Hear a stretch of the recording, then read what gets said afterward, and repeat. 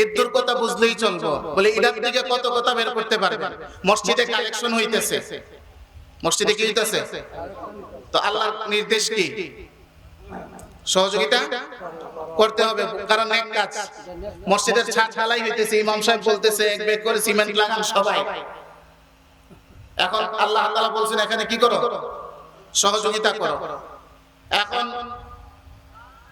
কিছু যুবক পাগল হইছে যে বিরাট করে একজন গায়ক আনবে, একটা গানের আয়োজন করবে।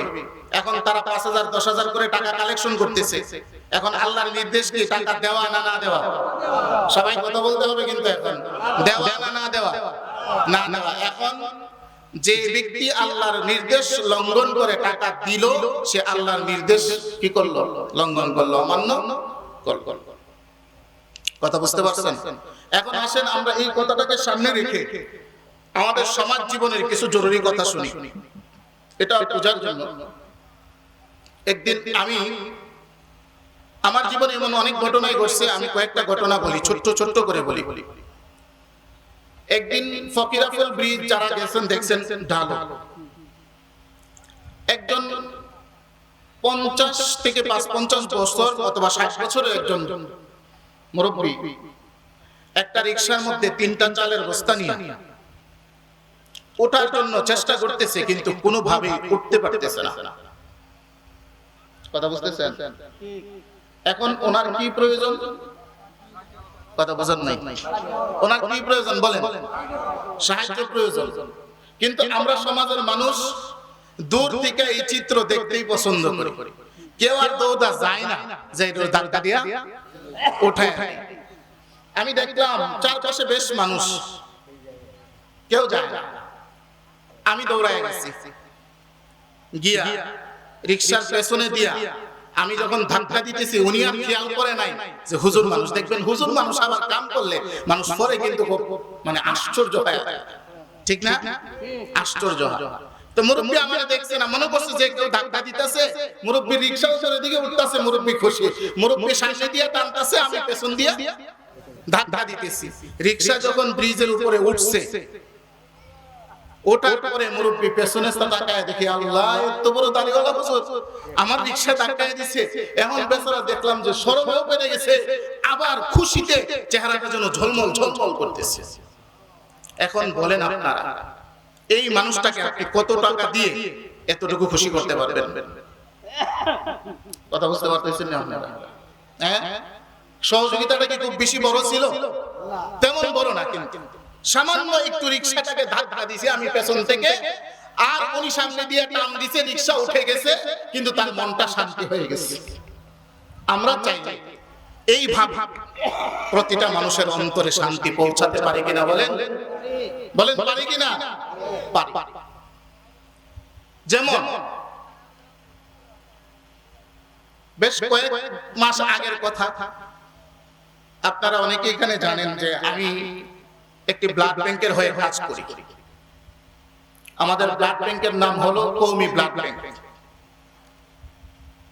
এই ব্লাড ব্যাংকের হয়ে কাজ করার সুবাদে অনেক মানুষ মনে বড় আশা নিয়ে, বড় ভরসা নিয়ে আমাদের কাছে রক্তের জন্য ফোন দেয়। কথা বুঝতে পারতেছেন?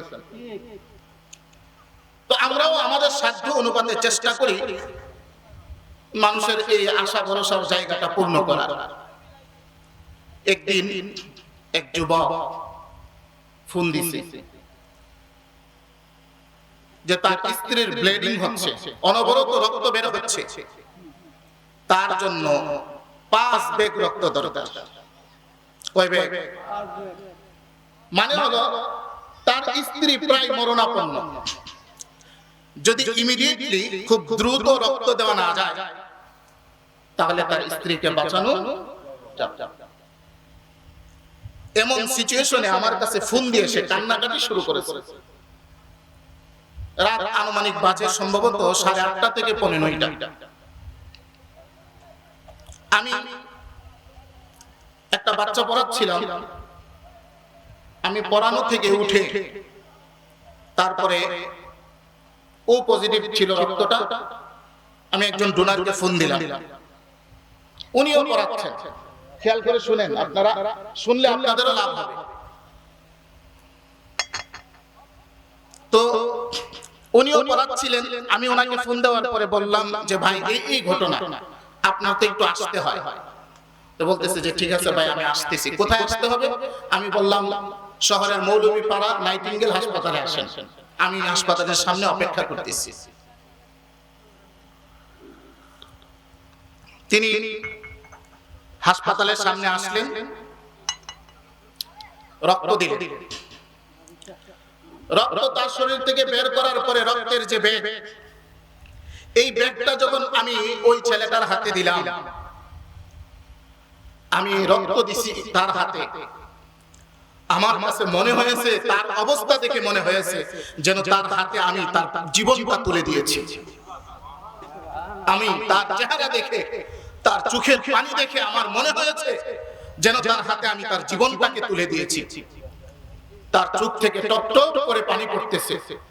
আমার আয়েশা বুকের সাথে জড়ায় ধইরা এমন কান্না, হুজুর আমি আপনাকে চিনি না, জানি না, আপনার সাথে আমার কোনো সম্পর্ক নাই, আপনার সাথে আমার কোনো মহব্বত নাই, ভালোবাসা নাই, আপনাকে জীবনের প্রথম আমি দেখছি, আপনিও আমাকে প্রথম দেখছেন, শুধুমাত্র আমার একটু ফোন আর একটু চোখের পানির কারণে আপনি আপনার কাজ ফেলে, কর্মব্যস্ততা ফেলে আপনি দৌড়ায় আসছেন, রক্ত দিয়েছেন। হুজুর আমি আপনার কৃতজ্ঞতা প্রকাশ করার কোনো ভাষা আমার জানা নাই। কথা বুঝতে পারতেছেন? তাহলে বলেন তো দেখি, এগুলো কি মানুষের ক্ষতি না উপকার? তো আল্লাহ তাআলা মানুষকে ভালো কাজে কি করতে বলেছেন? উপকার করতে বলেছেন। মনে আছে কথা? আমরা তো ভালো কাজে কি করব? উপকার। ধরে সরকার একটা রাস্তা করতে চাচ্ছে।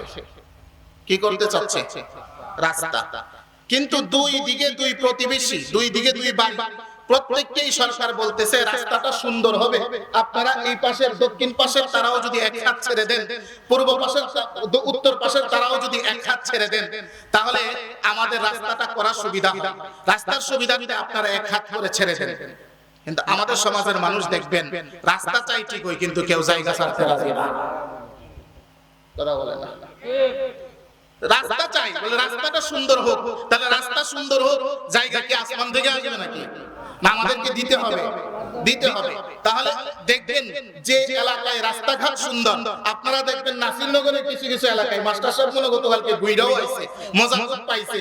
হ্যাঁ, ওনারা আমার ফেসবুকে স্ট্যাটাসও দিছে যে রাস্তা গুইরা খুব মজা পাইছে, আমরাও দীক্ষা খুব মজা পাইছি। বাদ বাকি কথা হইলো যে যদি নাসিরনগরের এলাকাটা এত সুন্দর হতে পারে, আমরা কি আমাদের গ্রামটা সবাই মিলে সুন্দর করতে পারি না? বলেন ইনশাআল্লাহ।